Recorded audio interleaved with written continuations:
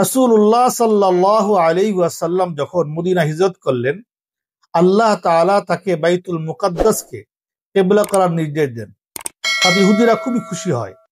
রাসূলুল্লাহ সাল্লাল্লাহু আলাইহি ওয়াসাল্লাম 19 মাস সেই কিবলার দিকে নামাজ পড়েন, অথচ তিনি ইব্রাহিম আলাইহিস সালাতু ওয়াসসালামের কিবলার জন্য উৎসুক ছিলেন। তার জন্য তিনি আল্লাহ তাআলার কাছে প্রার্থনা করতেন এবং আকাশের দিকে বারবার তাকাতেন ওহির অপেক্ষায়। তখন আল্লাহ তাআলা ওহী নাজিল করলেন, ফল্লু ওজুহাকুম শাতরাহ, অর্থাৎ তোমরা উহার দিকে তোমাদের মুখ ফেরাও। আসসালামু আলাইকুম ওয়া রাহমাতুল্লাহি ওয়া বারাকাতুহু। আজকের তেলাওয়াত সূরাতুল বাকারার 142 নম্বর আয়াত। আউযু বিল্লাহি মিনাশ শাইতানির রাজীম।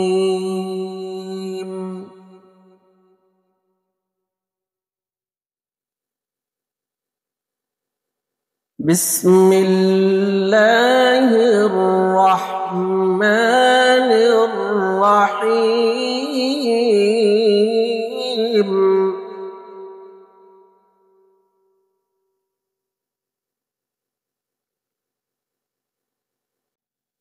সায়াকুলু সুফাহাউ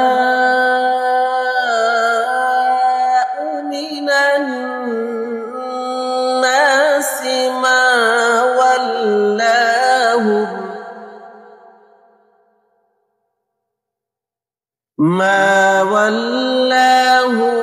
আন কিবলাতিহিমুল্লাতী কানু আলাইহা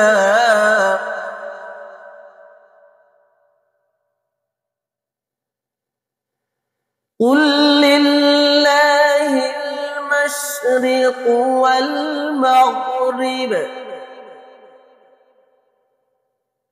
يهدي من يشاء إلى صراط مستقيم صدق الله العظيم. আসসালামু আলাইকুম ওয়া রাহমাতুল্লাহি ওয়া বারাকাতুহু। সূরাতুল বাকারার 142 নং আয়াতের অনুবাদ করা হচ্ছে। আউযু বিল্লাহি মিনাশ শাইতানির রাজীম। বিসমিল্লাহির রাহমানির রাহিম। সায়াকুলুস সুফাহাউ মিনান নাসি, এখন নির্বোধ লোকেরা বলবে, মা ওয়াল্লাহুম আন কিবলাতিহিমুল্লাতী কানু আলাইহা, মুসলমানদেরকে কোন জিনিস তাদেরকে সেই কিবলা থেকে ফিরিয়ে দিল যেই কিবলার উপরে তারা মুখ করে নামাজ পড়তো। কুল, হে নবী আপনি বলে দিন, লিল্লাহিল মাশরিকু ওয়াল মাগরিব, পূর্ব এবং পশ্চিম সকল দিকে আল্লাহ তাআলার।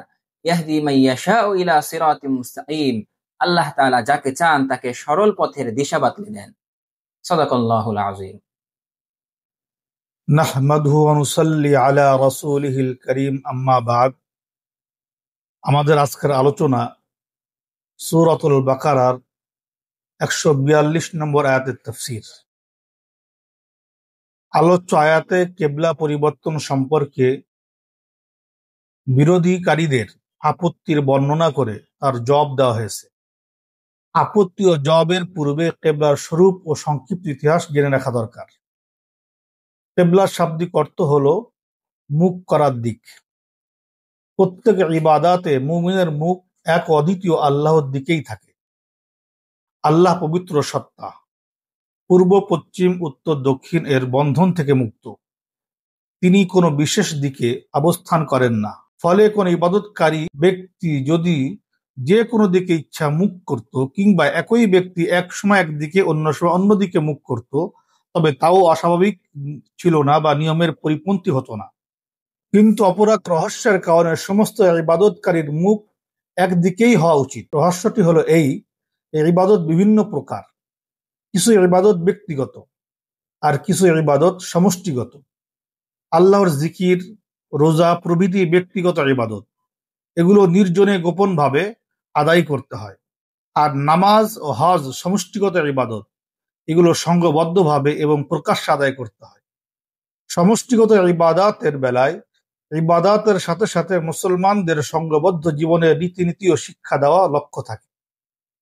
সকল পয়গম্বরের ধর্ম ইসলাম ধ্যান ধারণা ও বিশ্বাসের ঐক্যকেই ঐক্যের মানদণ্ড ও কেন্দ্রবিন্দু সাব্যস্ত করেছে এবং কোটি কোটি উপাস্যের উপাসনায় বিভক্ত বিশ্বকে এক ও অদ্বিতীয় আল্লাহর ইবাদত ও আনুগত্যের প্রতি আহ্বান জানিয়েছে। বলা বাহুল্য যে একমাত্র এই কেন্দ্রবিন্দুতেই পূর্ব ও পশ্চিম ভূত ও ভবিষ্যতের মানবমণ্ডলী একত্রিত হতে পারে। অতঃপর এ ধ্যান ধারণা ও বিশ্বাসের ঐক্যকে বাস্তব রূপায়ণ এবং শক্তি দানের উদ্দেশ্যে তৎসঙ্গে কিছু বাহ্যিক ঐক্য যোগ করা হয়েছে। কিন্তু এসব বাহ্যিক ঐক্য নির্ধারণের ক্ষেত্রে একটি নীতির প্রতি লক্ষ্য রাখা হয়েছে যে ঐক্যের বিষয়বস্তু কার্যগত ইচ্ছাধীন হতে হবে, যাতে সমগ্র মানব মণ্ডলী স্বেচ্ছায় তা অবলম্বন করে ঐক্যসূত্রে গ্রথিত হতে পারে। বংশ, দেশ, ভাষা, বর্ণ প্রভৃতি ঐচ্ছিক বিষয় নয়। যে ব্যক্তি এক পরিবারে জন্মগ্রহণ করেছে সে অন্য পরিবারে জন্মগ্রহণ করতে পারে না। যে ব্যক্তি ভারত, পাকিস্তান বা বাংলাদেশে জন্মগ্রহণ করেছে সে আরবে বা আমেরিকায় বা আফ্রিকা জন্মগ্রহণ করতে পারে না। যে ব্যক্তি কৃষ্ণকায় বা কালো সে সাদা হতে পারে না। ঠিক তেমনই ভাবে একজন সাদা ব্যক্তি কালো হতে পারে না। এজন্য এমন বিষয়কে ঐক্যের কেন্দ্রবিন্দু সাব্যস্ত করা হয়েছে যা ইচ্ছাধীন, সহজলভ্য ও সস্তা। উদাহরণত জামাতের নামাজের কাতারবন্দি হওয়া, ইমামের উঠা বসার পূর্ণ অনুকরণ করা, হজের সময় পোশাক অবস্থানের অভিন্নতা ইত্যাদি। এমনইভাবে কেবলার ঐক্য একটি গুরুত্বপূর্ণ বিষয়। আল্লাহর পবিত্র সত্তা যদিও যাবতীয় দিকের বন্ধন থেকে মুক্ত, তার জন্য সব দিকই সমান, তথাপি নামাজের সমষ্টিগত ঐক্য সৃষ্টি করার উদ্দেশ্যে বিশ্ববাসীর মুখমণ্ডল একই দিকে নিবদ্ধ থাকা একটি উত্তম ও সহজ ও স্বাভাবিক ঐক্য পদ্ধতি।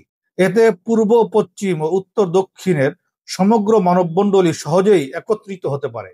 এখন সমগ্র বিশ্বের মুখ করার দিক কোনটি হবে এর মীমাংসা মানুষের হাতে ছেড়ে দিলে তাও বিরাট মতনৈক্য এবং কলহের কারণ হতে পারে। এ কারণে এর মীমাংসা আল্লাহ রাব্বুল আলামিনের পক্ষ থেকে হওয়াই উচিত।